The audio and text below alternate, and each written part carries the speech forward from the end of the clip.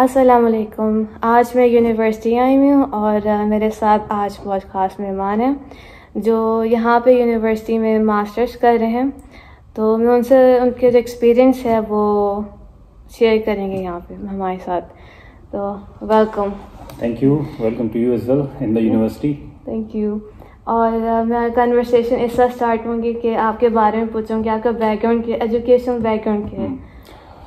अच्छा, मेरा ताल्लुक़ लाहौर से, मेरा नाम हामिद फ़रीद है और मैं यहाँ पे अप्लाइड फाइनेंस में मास्टर्स कर रहा हूँ। मेरा लास्ट सेमेस्टर चल रहा है, मैं थीसिस कर रहा हूँ अपना रिसर्च प्रोजेक्ट। मेरा बैकग्राउंड ये है कि मैंने बैंकिंग एंड फाइनेंस में मास्टर्स किया हुआ है गवर्नमेंट कॉलेज यूनिवर्सिटी लाहौर से, और उसके अलावा मेरा बैंकिंग एक्सपीरियंस है 2 मुख्तलिफ बैंक्स का लाहौर में ही। और नॉर्वे आने का एक्सपीरियंस बेहतरीन रहा है अभी तक और काफ़ी कुछ सीखने को मिला है। और अभी मैं तो ये कहूँगा कि सो फार सो गुड। इस हवाले से मज़ीद गुफ्तगू होती है तो हम इसमें मज़ीद एक्सप्लोर करेंगे कि इसमें क्या क्या चीज़ें हैं जो इम्पोर्टेंट हो सकती हैं और बतानी चाहिए, और क्या मज़ीद कन्वर्सेशन जो है वो की जा सकती है। बिल्कुल। तो मैं आपसे फिर ये सवाल पूछूंगी कि पाकिस्तान से नॉर्वे आने का सफ़र वो कैसा गया आपका? That's very interesting actually. जिसको भी शुरू में बताया था कि नॉर्वे जा रहा हूँ पढ़ने के लिए, तो पहला सवाल ये होता था कि ये वही मुल्क है जिसमें 6 माह दिन और 6 माह रात रहती है।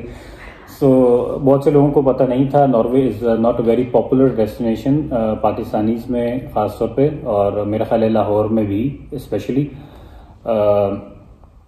तो एक्सपीरियंस के एतबार से अगर देखें तो वेदर का बहुत था कि जिस तरह कहा जा रहा है अगर वैसे ही है तो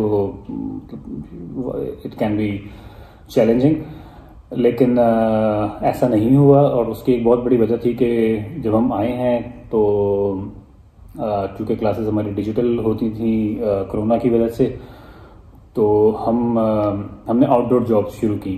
तो वो आउटडोर जॉब्स की वजह से ये हुआ कि वेदर एडेप्टेबिलिटी बहुत अच्छे से हो गई और हमने बहुत में बहुत अच्छे तरीके से और बहुत क्विकली कोप कर लिया उसको। और इस हवाले से जो नए लोग भी आ रहे हैं वो उनके लिए भी यही है कि ये वेदर का ये सोचे बिल्कुल ना कि यहाँ पे वेदर बहुत एक्सट्रीम है और बिल्कुल रहना मुश्किल है। यहाँ पे 1 माह के अंदर अंदर हम अडेप्ट कर जाते हैं और वेदर का कोई ऐसा खास इशू नहीं है। दिन भी होता है और रात भी होती है। ऐसा जो एक्सट्रीम्स का कही जाती हैं वो एटलीस्ट यूनिवर्सिटी ऑफ स्टावेंगर और स्टावेंगर सिटी में ऐसी एक्सट्रीम्स नहीं है। चलिए। और ऑफ कोर्स पाकिस्तान और नॉर्वे का जो एजुकेशन सिस्टम है टोटली डिफरेंट होगा, तो आप यहाँ के एडजस्ट किस तरह किया आपने? बिल्कुल बहुत मुख्तलिफ है, और ख़ास तौर पर शुरू के सेमेस्टर पहला सेमेस्टर तो बहुत ही डिफरेंट और कंपेटिटिव था कह सकते हैं, क्योंकि पहले सेमेस्टर में जिस तरह मैंने पहले बताया कि कोविड की वजह से लॉकडाउन चल रहे थे, तो यूनिवर्सिटी में कोई फिजिकल क्लासेस नहीं हो रही थी हमारी।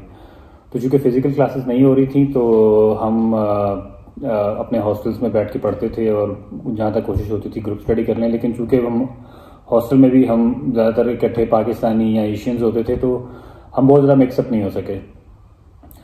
तो वो एक चैलेंजिंग टाइम था, लेकिन बाय द टाइम हमने उसको भी कोप किया। और अब उसके बाद सेकंड और थर्ड सेमेस्टर हमने बहुत ज़्यादा इम्प्रूव किया, और स्टडीज़ के हवाले से भी इम्प्रूव किया, सीखने के हवाले से भी इम्प्रूव किया, और यहाँ पे रहने के एतबार से भी इम्प्रूव किया।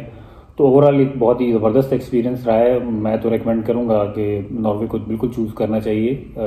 एक तो स्टडी भी फ्री है, अगर पाकिस्तान के हवाले से बात करें तो फ्री एजुकेशन भी है, और यहाँ पे लिविंग के एतबार से one of the best countries. तो it was a wonderful experience so far. मुझे इस हवाले से कोई अफसोस या रिग्रेट नहीं रहा नॉर्वे को चूज़ करने के हवाले से। सही। तो यानी आपका सो फार चैलेंजिंग और पॉजिटिव एक्सपीरियंस यहाँ रहा। बिल्कुल। और यहाँ आने के बाद आपको कोई कल्चर शॉक, मतलब हमारा कल्चर पाकिस्तानी कल्चर, यहाँ का culture of course totally different है, तो आपको कोई कल्चर शॉक लगा होगा या? जी बिल्कुल।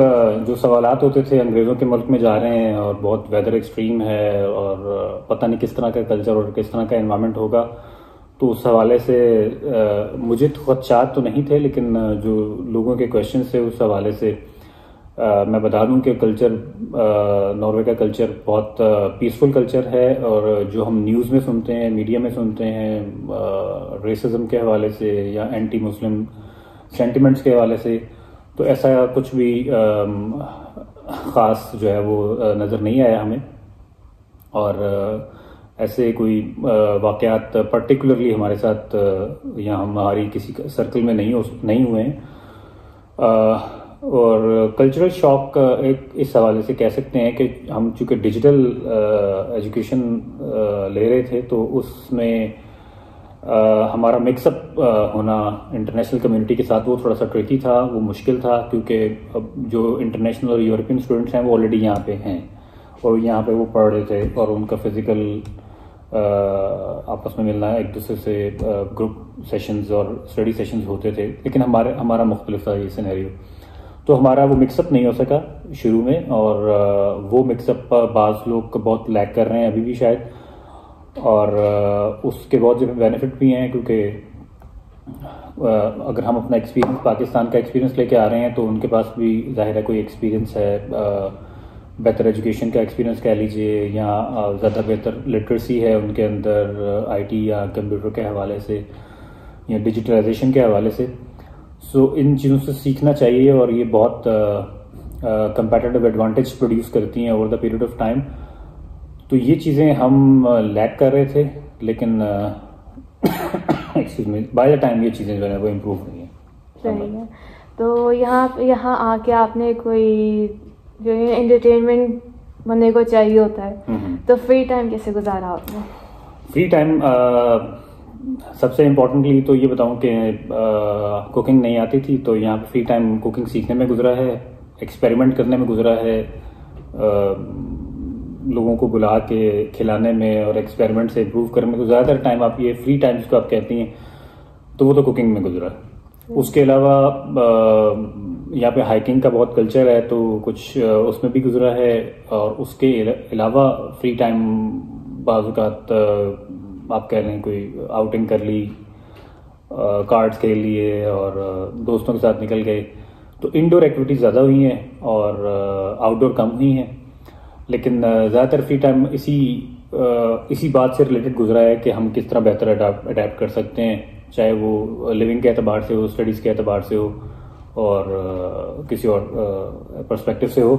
फ्री टाइम इसी में गुजरा है और अभी भी यही कोशिश होती है कि इन्हीं चीज़ों को जो है ना वो ज़्यादा से ज़्यादा इम्प्रूव किया है, क्योंकि आपने बहुत बड़ी इंटरनेशनल मार्केट से कम्पीट करना होता है और ख़ास तौर पर बिजनेस के स्टूडेंट्स ने कम्पीट करना होता है, क्योंकि बिजनेस के स्टूडेंट्स के लिए जो कम्पेटिटिव ग्राउंड है वो मुख्तलिफ है एज़ कम्पेयर टू बहुत सी मुख्तलिफ अदर फील्ड्स के लिए। तो बिजनेस के स्टूडेंट्स को ज़्यादा प्रिपेयर होकर आना चाहिए और ज़्यादा जो है ना उनको एट टोज रहना पड़ता है और रहना चाहिए। तो जहाँ पे जो पाकिस्तानी स्टूडेंट्स आ रहे हैं पाकिस्तान से, तो आप उनको क्या रिकमेंड करेंगे, कोई टिप्स वगैरह? पाकिस्तानी स्टूडेंट्स यहाँ पे आ रहे हैं उनके लिए सबसे इम्पोर्टेंट और सबसे बड़ी रिकमेंडेशन तो ये है कि पर्सनल हवाले से तो ये है कि ज़हनी तौर पर तैयार होकर आना है इस हवाले से कि आपको अकेले रहना पड़ सकता है और आपको सारे काम अपने अपने खुद करने हैं, जो पाकिस्तान में बिल्कुल इन्वायरमेंट नहीं होता है स्टूडेंट्स का, खासतौर पर वो स्टूडेंट्स जो हॉस्टल्स में नहीं रहे होते हैं। और एजुकेशनल हवाले से मैं ये कहूँगा कि जितना अपने आप को बेहतर लिटरेट कर सकते हैं आईटी के हवाले से और प्रोग्रामिंग और डेटा और इन सारी चीज़ों के हवाले से, वो अगर आप करके आएंगे तो you will be the difference among all the students.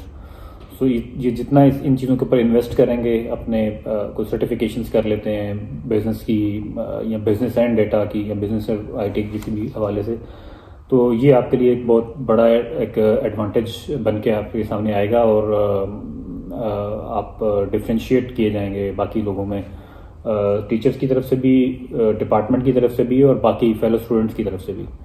सो मैं तो ये रिकमेंड करूँगा सबसे स्ट्रॉन्गेस्टली कि इस चीज़ के ऊपर इनको इन्वेस्ट करना चाहिए जो स्टूडेंट्स यहाँ पे आना चाहते हैं नॉर्वे में। बिल्कुल, तो बस यही है कि उनको यहाँ के तो जो बिजनेस और जो डेटा है वो सबसे ज़्यादा इम्पोर्टेंट चीज़ है। yes. जो हमारे लिए जो ज़्यादा फ़ायदा हो। यस, क्योंकि जो जॉब मार्केट है वो आपसे रिक्वायर करती है ईदर डायरेक्टली और इनडायरेक्टली कि आप इन चीज़ों में आपकी एक्सपर्टीज़ हों तो आपको उसमें एडवांटेज मिलता है जॉब मार्केट में भी।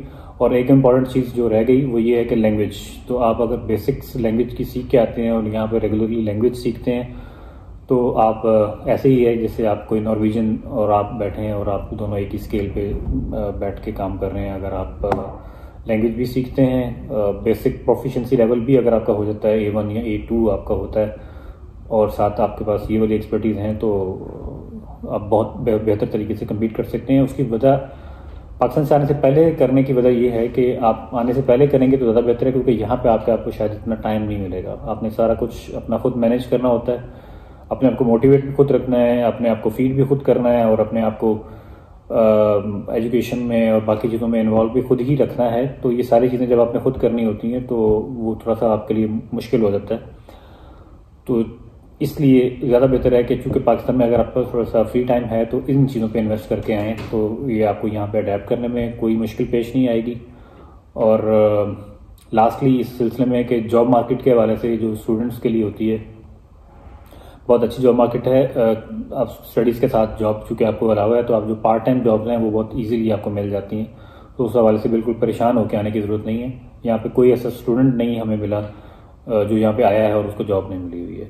सब लोग काम कर रहे हैं और अपने मीन्स को खुद ही मैनेज कर रहे हैं। So that's the best part कि किसी को फाइनेंशियल इश्यूज़ के हवाले से जो है ना वो किसी दिक्कत का सामना नहीं करना पड़ा। और आप हमें बताएं कि यहाँ पे स्टूडेंट्स को कितने आवर्स अलाउड होते हैं? जी, यहाँ पे स्टूडेंट्स को 20 आवर्स पर वीक और 80 आवर्स पर मंथ अलाउ होते हैं। और इस चीज़ की स्ट्रिक्टली जो है ना वो मॉनिटरिंग भी की जाती है।